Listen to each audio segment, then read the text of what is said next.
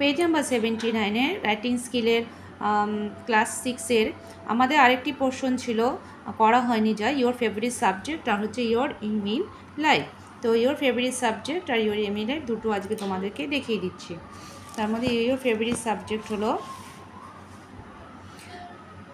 বলছে reading is my favourite pass time. যে কোনো কিছু পড়া হচ্ছে আমার সবথেকে বেশি ভালো সময় নির্বাহ করার একটি সুন্দর জিনিস। I like to read and learn. আমি পড়তে এবং জানতে খুব ভালোবাসি।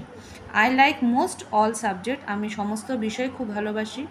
But the subject I like most is history. কিন্তু যে বিষয়টি আমি সবচেয়ে ভালোবাসি তা হলো ইতিহাস।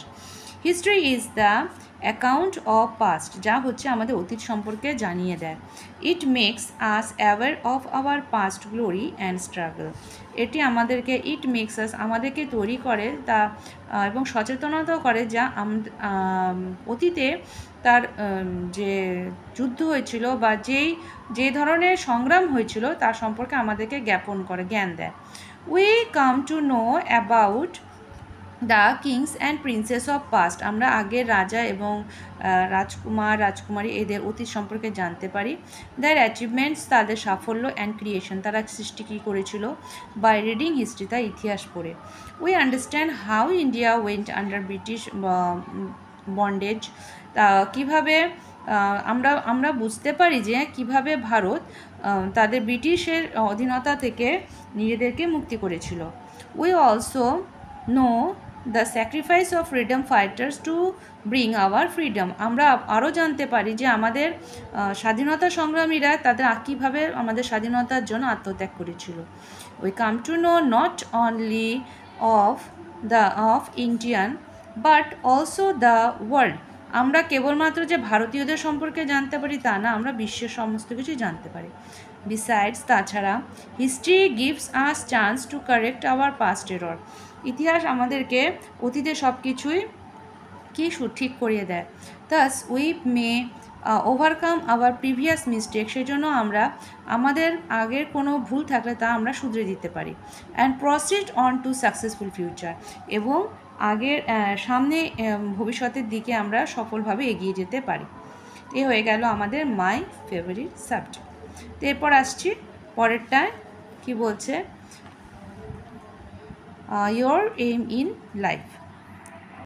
আমাদের ইয়োর এম ইন লাইফটা আমরা লিখতে পারি, মাই এম ইন লাইফও লিখতে পারি।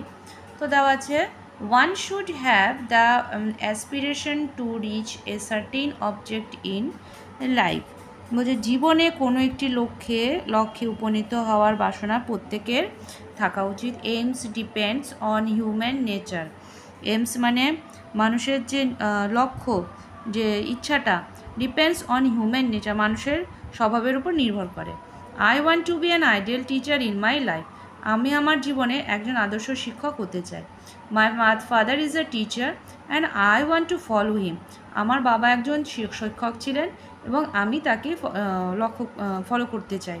His idea and dedication attract me. তার আদর্শ, ধ্যান ধারণা, নিষ্ঠা আমাকে আকর্ষণ করে। This noble work is no doubt very hard. এই কাজটি খুব একটা কঠিন না। But at the end of the day there is a complete satisfaction. কিন্তু দিনের শেষে এটা আমাকে সম্পূর্ণ রকমভাবে আত্মতৃপ্তি দেয়। I want to build the backbone of the society. আমি সমাজের শিরদাঁড়াকে তৈরি করতে চাই। Moral values should be developed. নৈতিক মূল্যবোধ জাগ্রত করতে চাই। Through I know it can not be done alone. কিন্তু এটা একা করা সম্ভব নয়। But I must try my best to develop the students not only academically but also socially responsible human beings. তবুও আমি চেষ্টা করব ছাত্রদের মধ্যে এটা উন্নত করার, কিন্তু শুধু লেখাপড়া দিয়ে নয়, সামাজিক কাজকর্ম দিয়েও মানুষ তৈরি করতে হবে। তো এই হয়ে গেল মাই এম ইন লাইফ সম্পর্কে লেখা। তোমরা অন্যরকমভাবেও লিখতে পারো। তো এই শেষ হয়ে গেল আমাদের রাইটিং স্কিল। রাখছি এ পর্যন্তই, এবং পরেরগুলো আমরা পরে আবার আস্তে আস্তে ভিডিওগুলো দিয়ে দিব।